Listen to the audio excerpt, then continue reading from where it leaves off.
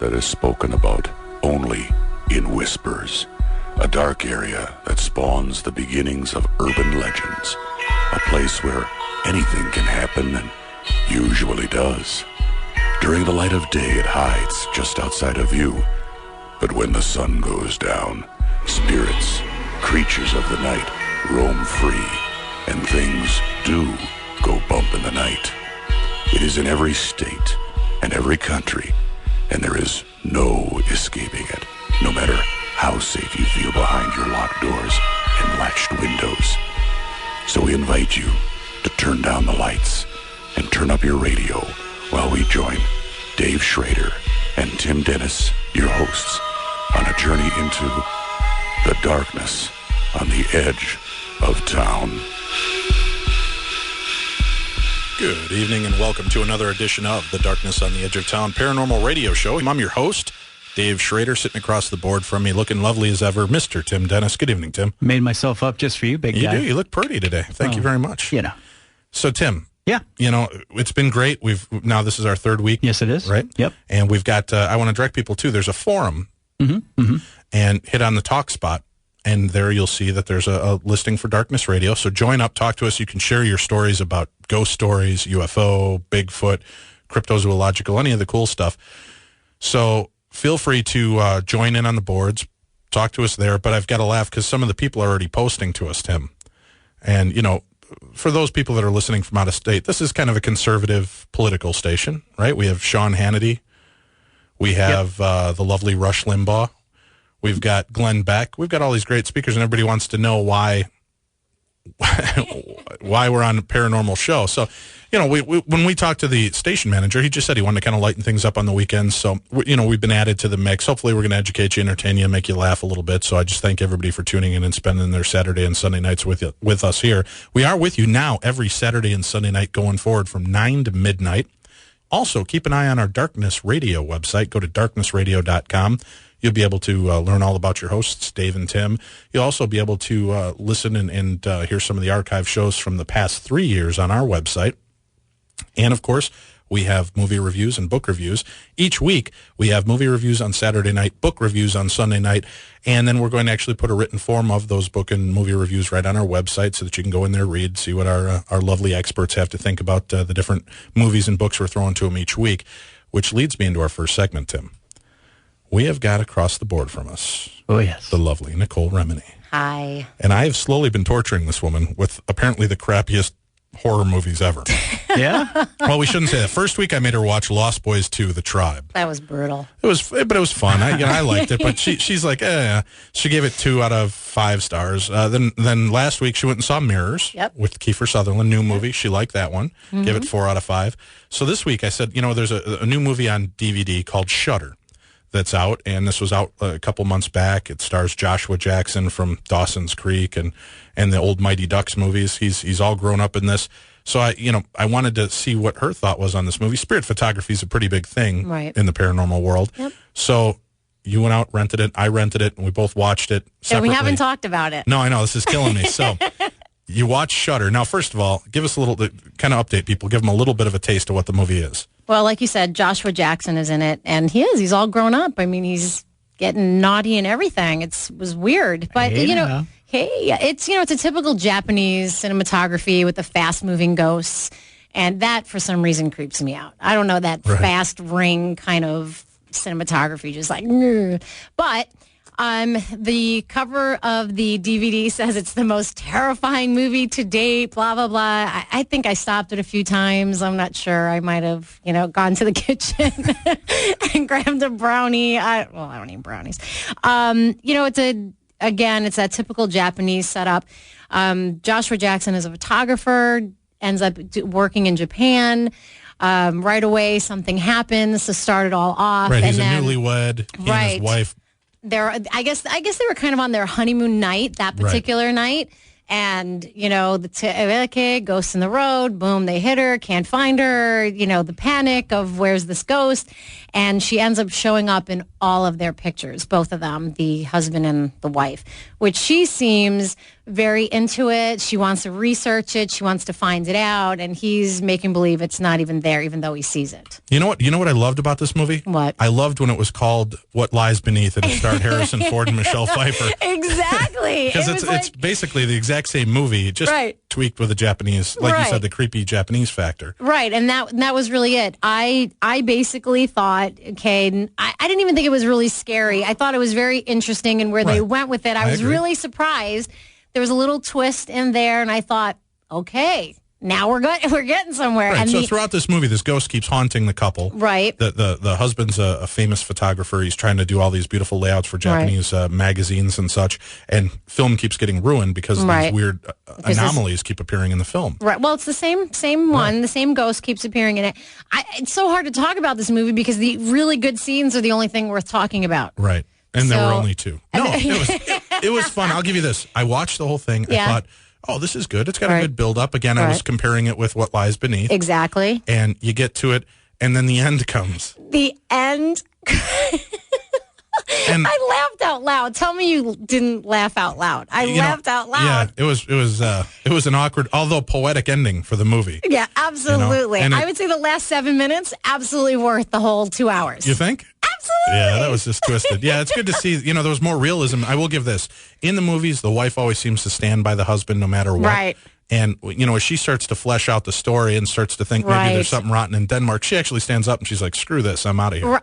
Right. She's like, peace out, brother. Right. And it's kind of cool. And then she keeps piecing this thing together. Right. And Josh Jackson's character's kind of losing it. So I thought it was well. Personally, I don't know what your thoughts are. I'd give it maybe 2.5 out of 5. I would say 3. I'd go 3. Really? It's definitely worth watching, like I said, for the last 7 to 10 minutes of the movie. Yeah, but there was no real gripping. There wasn't. I'll tell you, The Ring freaked me out. Oh my God, yeah. Every movie after that, these Japanese genre horror movies doesn't do it. No, I haven't done it. Like, what was the water one? The Grudge. Okay, yeah, and not The Grudge 2. Yeah, not so great. And now there's The Grudge 3, Free Willy. No, that's not it. Hey, did you hear that they're looking at doing Ghostbusters again? A remake? They're trying to get the whole cast and crew together again. They've been talking about that now for, I don't know, years, right, Tim? Yeah, somebody told me that it was a script originally that was written for Chris Farley. Right. And who was the other comedian that was supposed to join the cast? I don't know. Evidently now it's Steve Carell and another comedian that are going to come on and become new members of the Ghostbusters. Oh, well, really? That should be fun. Yeah. That'll be fun. I hope so. There was one spinning around out there for a while called The Ghostbusters Go to Hell. Nuh-uh. Yeah, and really? It was Dan Aykroyd put all this love into this movie and wanted to do it, and Harold Ramis said, "Are you high? This is just dumb." So it's kind of like Bill and Ted's Bogus Adventure, where they're thrown into hell and have to try to work their way back out. So anyway, we digress. The review for this will be up on the website. Now, here's something kind of cool. There's we're going to talk next week, right? Yep. And I'm making you watch the remake of Prom Night. Oh, jeez. The original was Jamie Lee Curtis. Did you ever see the original? You know what? I think so. Okay. Yeah. It was in the 70s, early 80s genre of horrors. I was only 2 in 1970, so. Aw. That's cute. That's cute. And, boy, I feel old. So we've got that going on. And then, so you're going to watch Prom Night. Then the next week is Ricky Gervais from The Office, the British version of The Office. And he's been in, Tim, help me out. What other American stuff would people recognize him from? Oh, I know who you're talking. Yeah. It's funny guy. He's in a new movie called Ghost Town, which is not a horror movie, but it's a comedy ghost movie. So that's the guy that's on that HBO show, isn't it? Where Extras or something? Isn't it? You're right. Yeah, Extras. You're right. Yeah. So this looks like it's going to be good. It's got Ricky Gervais. It's got Greg Kinnear, but it looks like a comedy. Ghost movie. Right. So I'm going to send you for that one. Let's go see it. So it's going to be something different than just the horror genre, but I want to talk about that on the show. Give people a chance. And now what's cool is you can go to our website, and on the book and film reviews section, scroll down, you'll see the lovely Susan Cummins there who does book reviews. And there's a link that you can actually connect with her, recommend some books. They can be old classics or brand new books. Or if you're an author and you'd like her to read your books, contact her and figure out how to get her the copy of the book. She'll read it, and we'll talk about it on the air. And again, if you scroll down a little further is Nicole, and there's information there. You can contact Nicole so that you too can recommend a classic old horror movie, maybe something that, there's a lot of good movies that slip through the cracks that I didn't even know came out. Right. One of them, did you see The Strangers? I don't know. With Liv Tyler, or was it Liv? Oh, you know what? I didn't see. I wanted to see that because it looked like it was good. It looked good. But it vanished, scary. which may be a bad sign, right? If it was in and out of the theaters. Isn't it supposed to be a true story? It was based on a true story. Yeah. So, hopefully if that comes out on DVD, we'll check that out in another couple of weeks and see what's going on with that. But so I'm going to stick you with Prom Night. Okay. All right, good. That's fine. Whatever you want me to do. You just tell me and I'll do it. Then there's Murderous Hookers from the Planet Hooters that I'm going to make you watch. Can I watch that one? All right, exactly. if I need to watch it. Now, Timothy, what do we got going on before the break here? Do we have time to bring on our international correspondent first? Yeah, let's do it. All right, we're going to bring him on, ladies and gentlemen. Please welcome to the Darkness on the Edge of Town, all the way live from his bed in London, England. We've got the effervescent Mr. Adrian Lee. Good evening, Adrian. Hello. I feel like we should be clapping. Is it what? Oh, you want me to bring him on, Tim? All right. Well, I can do that. Adrian, how are you? Hi, Dave. How are you? Doing great. Thanks a lot for getting up in the middle of the night here and spending some time with us. Tough gig, mate. A tough gig. It is a tough gig. 3:15 in the morning. 3:15? Yeah. Well, you're a paranormal investigator. You should be awake for this point anyway, right? There will be times, I'm sure, in the future when I'm going to have to stop investigating just to come on and talk to you guys. So that should be fun, actually doing that live from the investigation at some point. I can't believe you sent me back here to Britain. Oh. You were just... It's rained solidly since the day I got back. I mean, it's rained so hard today. It's been like the sea cut into vertical strips, non-stop. It's been kind of crappy here in Minnesota, too. We've been getting some junk weather, so I think, God's just sorry that we parted, I think. I was contemplating buying some wood and downloading some blueprints from an arc off the internet. What do you reckon? Exactly. Now, you've got some... Adrian is our international correspondent. He'll be with us here every Saturday night. He'll be telling us and sharing some of the news of the weird and paranormal that's been taking place all around the world. Then Sunday nights, we have Bill Murphy as our national correspondent who will be on the air with us talking about all the stuff going on here in the U.S. boundaries. But let's talk a little bit. Now, you have a kind of outside the realm of the ghosts, UFOs, Bigfoot. You got a couple of weird little goofy stories up front for us, don't you, Adrian?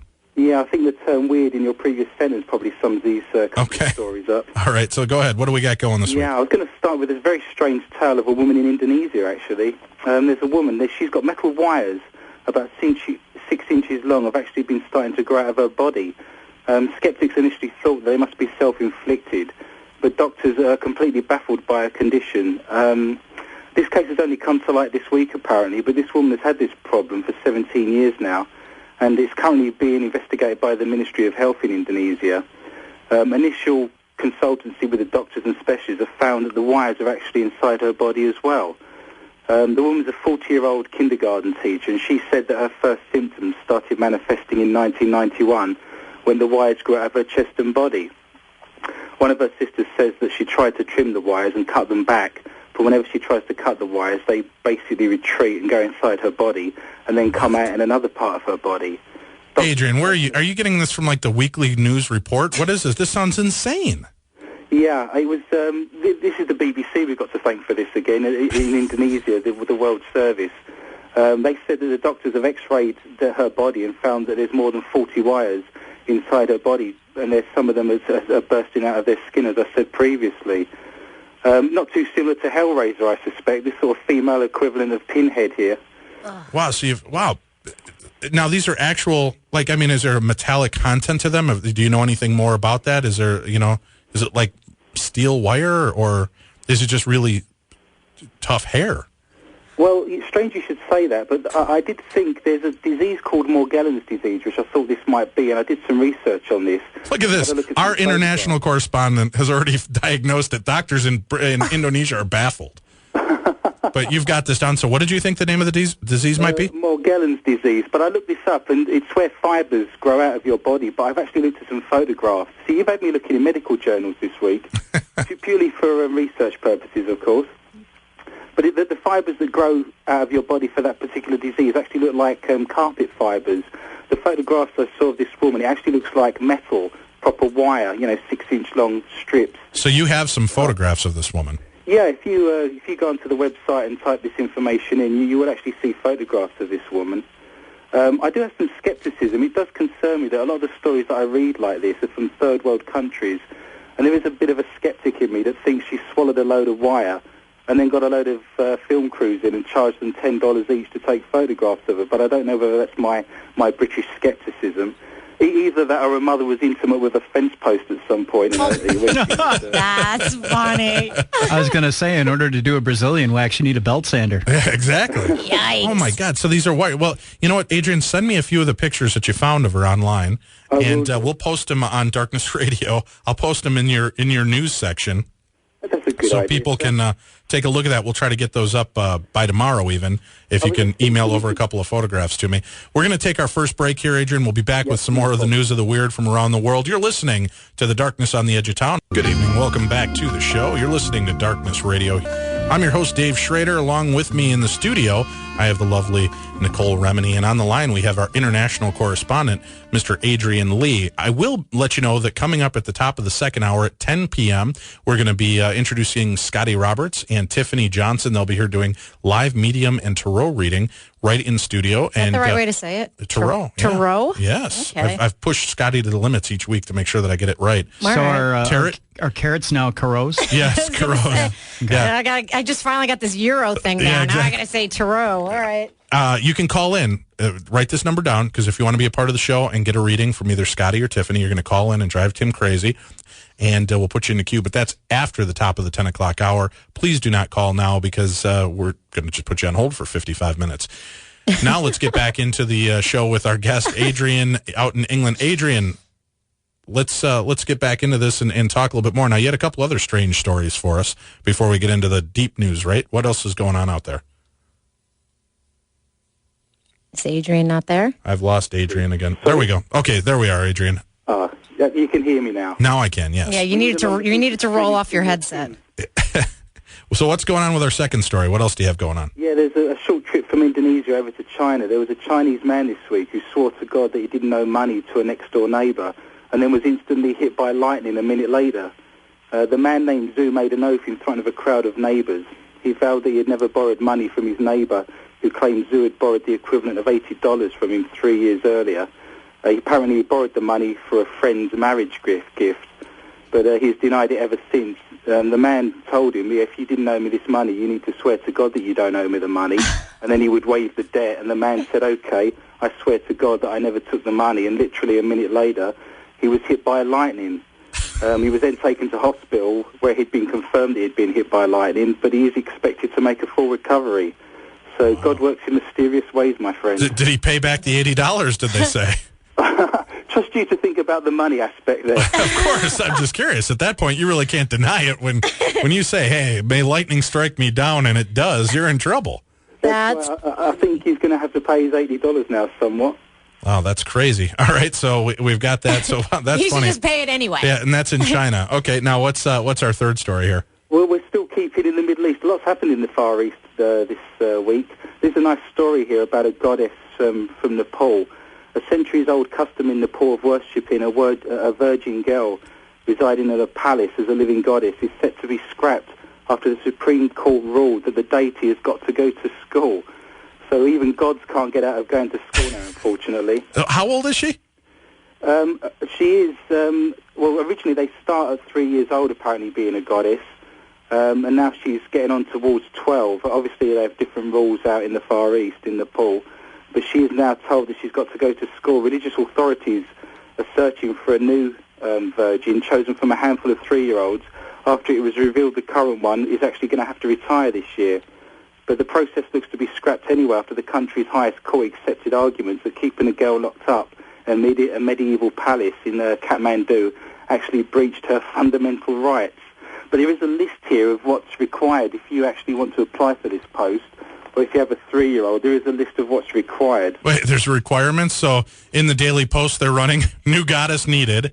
That's about the sum of it. Okay. Yeah, if you look in the classifieds, she has to have certain attributes. It says she needs to have a soft and clear voice like a duck, the body of a... Wait. Yeah. She has to have what? She has to have a voice as soft and as clear as a duck's, apparently. A soft and as clear as a duck. That's right. Like this, Adrian? Oh, my God, I feel so good. Oh, yeah. Who's your daddy? Who's your daddy? I'm guessing something like that. Your impressions are getting better, by the way. Yeah, so that's what they're looking for in a goddess. She has to be a virgin, under the age of 3, and talk like Donald Duck, okay? And what else are we looking for? Well, she needs body, by the way, that's a lot better impression than your Chewbacca one. She needs to have the body of a banyan tree and the chest of a lion. So I'm thinking that's Tim's prom date again, right there. The chest of a lion? Are they like looking in Cartoon World? I've not studied the chest of a lion recently. Yes. I have no idea what that entails. Is it hairy? I mean, not attractive to me on a 3-year-old virgin, but whatever. Yeah. It's got to limit the applicants, that's for sure. Well, you say that there might be a lot of 3-year-olds quacking and walking around that are hairy in Nepal. I don't know. Oh, God. Well, where do we go now? What's our next news story, and where are you taking us in the world? To me, this one's in England. And again, I was looking in the wanted ads. This is a local newspaper. Okay. In England. It's actually advertised for a guide for a children's ghost walk of Worcester. This was a paper in Worcester. Okay. This is a fun tour of the city's scariest spots that is due to start later this month. The successful applicant will lead children between 6 and 10 on a hunt for spooky Civil War soldiers, troublemaking poltergeists, and a spot where Oliver Cromwell supposedly sold his soul to the devil. Apparently anyone can apply for the post, so I'm guessing that includes living and dead. Applicants are reminded that the walk is fun and not frightening because it's 6 to 10-year-olds. I mean, it's fun, not frightening. I was thinking what could be more fun than social interaction for a 6-year-old with the dispossessed, dead, demonic, and the physicality of a poltergeist. I mean, there's fun for all the family right there. You could even take some home with you. So wait, they're going to take you to places like Cromwell's death site and all this, but it can't be scary. And what's the average age of the child that's going to be on this tour? 6 to 10. Perhaps in Britain we're a bit more hardy, I don't know. But if you're interested in the job, Dave, the auditions are at 7 o'clock on this Tuesday, and it's at Huntington Hall, Crown Gate in Worcester. So if you're into that or you want a job, see, I'm trying to sort jobs out for you. Thank you very much. Yes, I'm in desperate need. This one may not pay off too well. I'm good to you. All right, where are we going next in the world? Well, I was going to continue our theme with ghosts in Britain. A report came out, a survey of the supernatural in Great Britain was released on Monday, and the country's spookiest cities were named by a ghost expert. The results were achieved by comparing how many sightings were recorded per 10,000 population in each area. So, for example, there were 350 sightings in Derby, and that equates to about 14 per 10,000 ratio. So they're working out the scariest spots in Britain and have put a list together based on sightings compared to population ratio, which I thought was quite a good idea. I'd be interested to see if such a thing existed in America, actually, having visited one or two scary places over there. You know, I think there are a few places. If you go to ghostvillage.com, I think is run by Jeff Bellinger. Is that right, Tim? Jeff Bellinger's at Ghost Village? Yep. And then Troy Taylor, I think, has whitechapelpress.com, or if you Google Troy Taylor's website, I think they've collected some of the top leading well-known haunted spots here in the United States as well. Right. It seemed to be interesting for me to see if more people in Britain record paranormal sightings as opposed to America, for instance. Are we more likely to mention it, or, you know, it's based on sightings, but how many people have seen things and don't actually record them or don't actually mention them to anybody? That's true. Well, you guys also have a richer, longer history than we do here in the United States, right? So there's going to be a chance for a lot more ghosts. Well, we have to take our second break here, Adrian, so stick with us. We'll be right back. You're listening to the Darkness on the Edge of Town Paranormal Radio Show. Good evening. Welcome back to the show. You're listening to Darkness Radio. What kind of music is this, Tim? Freddy's dead. Paranormal. Let's get into it. Freddy's dead? Come on. Oh, God, I can't do it. Follow me. I won't. I refuse. Follow me. Hey, for everybody that's tuning in, remember, at the top of the second hour at 10 p.m. Central Time, coming up in about 23 minutes, we have the lovely Tiffany Johnson. I remembered the full name, Tiffany Johnson. Palmer. And we have Scotty Roberts in studio. They're going to be doing live tarot and medium readings for you. They will tell you when you're going to die, how you're going. I'm just kidding. We don't do that. But they're going to talk. They'll try to help you well, you know, people do that on some of these other shows. They want to know when they're going to die and how. There's a competitor station that I can't mention that their morning show plays with a psychic. You have to choose either how you're going to die or when you're going to die. Yeah, so that's awful. But no, we have good people in studio. They're going to do some cool readings for you. So if you want, you can start calling at 10 p.m. Central, 651-989-5855. Again, that's 651-989-5855. We'll start that up at 10 p.m. Let's get back into the international correspondent, Adrian Lee. Adrian, you got some more stories for us here. Yeah, I was going to stick with the theme of ghosts, actually. I can deal with that. Interesting photographs today. Okay. There was a photograph taken at Oxford Castle, which has captured a dark figure taken in a foreboding underground crypt at Oxford Castle. It's revealed Those are the best kind of underground crypts, the foreboding ones. Because the sunny ones are just not as, they don't have that same creep factor to them. That's right, with the curtains and all the sofa and everything. The pretty flowers. Yes. Yeah, the photograph was taken by a member of the public, actually, on a ghost hunt that was organised by a company that puts together ghost hunts on a Friday night. It's an interesting photograph. If you get onto the websites there and have a look at it, he was alone in the crypt at the time when he took the photograph with his digital camera, but he actually took a photograph of a shadow figure walking through the corridor into the crypt, which he downloaded onto his computer after the event, and then he's obviously sent that in. And it's actually been analysed by experts at the castle and through a third party, and they were amazed by the photograph because what it shows is the figure is jet black and it's not lit up at all, whereas around the sides of the walls and actually behind it, you can actually see the flash reflecting back. So that was quite interesting for me as a paranormal investigator, having seen a number of photographs. That was actually quite an interesting one for me. Now, does it seem to degrade or get fuzzy around the edge? It is. It does look like the archetypal shadow figure. It's not sharp, but what you've got is a very dark image, and the figure's actually looking at the camera, and it's got some kind of hood or headdress over it. And I know that the actual crypt was used for storing criminals and those waiting to go to execution, so it does fit in, that type of figure, with the history of the castle. But again, if you mentioned that we could actually put these on the website at Darkness Radio, we could actually perhaps have this photograph on there, and listeners can actually go and have a look at this. Yeah, just send me the copy of the picture with the link to the story, and we'll put that up on the site tomorrow. I'll have Mike or Delia, our lovely web people, get on that and post it so people can actually click the picture and go read the stories as well. Sure, I just thought it was a nice photograph. Having seen a number of them in my paranormal career, it was quite a nice one to see, and it's one of the better ones, so I did want to mention that. That was taken this week. Speaking of ghosts, too, let me make this quick mention. Tim, you might want to man the phones here. We have 10 passes to give away for the Mid-South Paranormal Conference that's coming up at the end of September in Louisville, Kentucky, with our good friend Keith Age from the TV show Spooked. There's also going to be Patrick Burns from Haunting Evidence will be there. I'll be there. Bishop James Long is going to be there. We have a lot of fantastic paranormal speakers that are going to be on hand at the event. It takes place at the end of the month in Louisville. We're giving 1 ticket away per household. If you're interested, you must be one of the first 10 callers to 651-989-5855. Again, that's 651-989-5855. Just give Tim your name, your email address, and you got to be sincere that you want to come on out to this. We'll give you a free pass so that you can be a part of the event. It's a $55 savings so that you can be there for the entire weekend with us as well. Again, 651-989-5855 if you're interested in getting a free pass. Let's go to the next story you have for us, Adrian. Yeah, I was going to seamlessly go from ghosts to sea monsters, if that's possible. Well, in my book, why not? Go ahead. Excellent, let's do it. In Sweden, a group of filmmakers claim to have successfully captured Sweden's legendary Great Lake sea monster, which is said to lurk in the waters of Östersund in northern Sweden.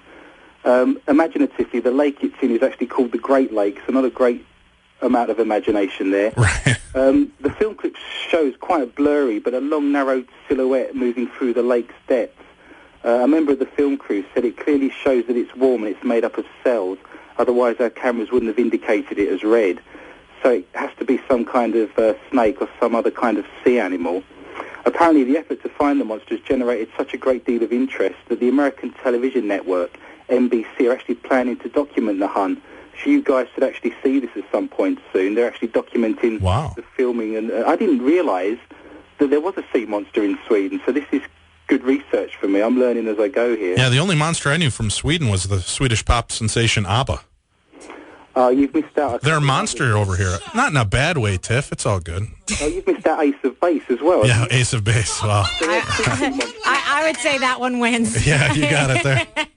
I saw the sign, though. All right. What's our next story? Now, you have a follow-up for that, right, with a fossil that was found, right? Yeah, that's right. I didn't realise that this sea monster existed in between Sweden and Norway, so I did a bit of research on this, and I did find that they've actually discovered a fossil back in February. The remains of a huge sea monster were found. This sea monster was big enough that it could have actually bitten a car in half. They found the fossilised remains. The monster would have been at least 50 foot long from nose to tail, and it's thought to be the biggest sea reptile ever found. The fossilised remains are said to be about 150 million years old. I have to say that the blur that I saw on the screen in Sweden of the monster looked exactly like you'd expect the Loch Ness monster to look like. It had the classic long neck and the flippers, and obviously looked like, the sort of dinosaur you would think it would be. Scientists are calling this new find, this new fossil, a pliosaur. The interesting thing for me is that this was found in roughly the same area as this sea monster is apparently meant to be in. So it wouldn't be a great leap of imagination, perhaps, to think that there might be one or two still knocking around. And currently it's in the Natural History Museum in Oslo. The flipper alone of this particular fossil is over 10 foot long. And apparently they didn't realise how big this particular dinosaur was until they actually assembled all the parts in the basement of a flat and then realised they couldn't get it out again. So they had to dismantle it. Oh, so they got all the bones together in a basement, put it all together, realised how huge it was, and then had to dismantle it again to take it out. So that was an interesting And that thing. lends itself to backing up the story that there could still be something out there in the depths of the Swedish loch. Absolutely. I didn't realise that this particular legend existed in Sweden, so I did the research on that. And as I said, to find the fossilised remains of a new dinosaur that would have been swimming around that particular area that is that huge, at 50 foot long, there is a possibility perhaps that, there might be one or two of those knocking around. Would that be too much of a leap of faith, do you think? No, I think the sea, there's still so much that we don't know about the sea and so much that's going on out there. I firmly believe that. We have about a minute and a half left in this segment. You have another short little story for us here before we go to break? Sure. I don't know if you remember, but in New Zealand, they actually found a colossal giant squid last year. Right. And that was hauled ashore. They've actually done some more research on that and actually published a few results.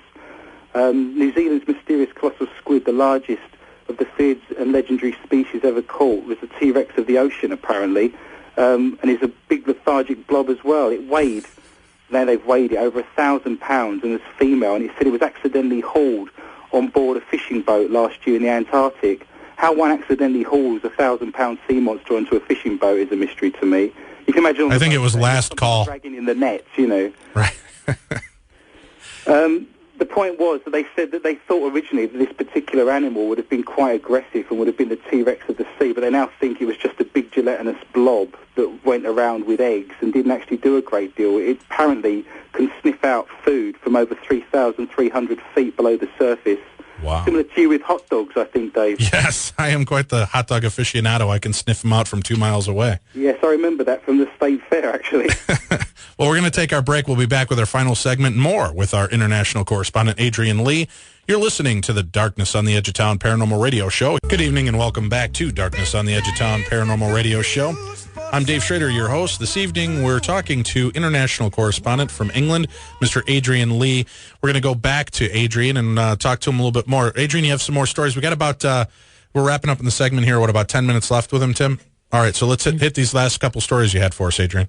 Yeah, there's been quite a number of stories this week around Europe based on witches, so I thought the last section of the show we'd actually do some witches here for this hour. Great. In Switzerland, the Swiss have exonerated the last witch to be executed in Europe, which was in 1782. Anna Goldie was beheaded after she was accused of causing a girl to spit pins and convulse, and she was exonerated this Wednesday, more than 200 years after she became the last person executed as a witch in Europe. The decision to clear Anna Goldie's name came after a long debate in the eastern Swiss state of Glarus and was taken in consultation with the Protestant and Roman Catholic churches. Several thousand people, mainly women, were executed for witchcraft between the 14th and 18th centuries in Switzerland and elsewhere in Europe. Yet Goldie's trial and beheading in the village of Mollis took place at a time when witch trials had largely disappeared from the continent. So that was quite an interesting story today. The government in Switzerland has said that the Protestant Church Council, which conducted the trial, had no legal authority to do so and had decided in advance that she was actually guilty, and she was executed, even though the law at the time did not impose the death penalty for that. So she was very unfortunate. And they must have been feeling, generous, because the government has actually said it would contribute $118,000 to an upcoming play on Goldie's life, as well as actually donating money to a museum that was actually opened about her and her death last year. Really? So the Swiss have actually exonerated her. She was the last person to be killed for witchcraft in Europe, and that was in 1782. crazy. So it only took 200 years to get her cleared, huh? Yeah, I do think there's a bit more to that story. I mean, this is only my opinion, but reading through that, I do think they probably... I get the impression that there was other things going on. They wanted to get rid of her, and that was an excuse or a reason to do it. Having read between the lines, she was actually a maid of a particularly rich and prominent doctor in Switzerland, and I'm under the impression that they had an affair. And obviously research going back to 1782 is tricky, but I get the impression reading between the lines that, you know, it perhaps wasn't the witchcraft that she was actually killed for, but perhaps that she was causing a bit of a problem, and it was an easy way for them to kind of get rid of her at the time. So probably that's why she's now been exonerated, is the feeling I get. Wow. All right, so that was the last? Yes, that was the last... The last witch to be executed. Executed in Europe, and that was in 1782.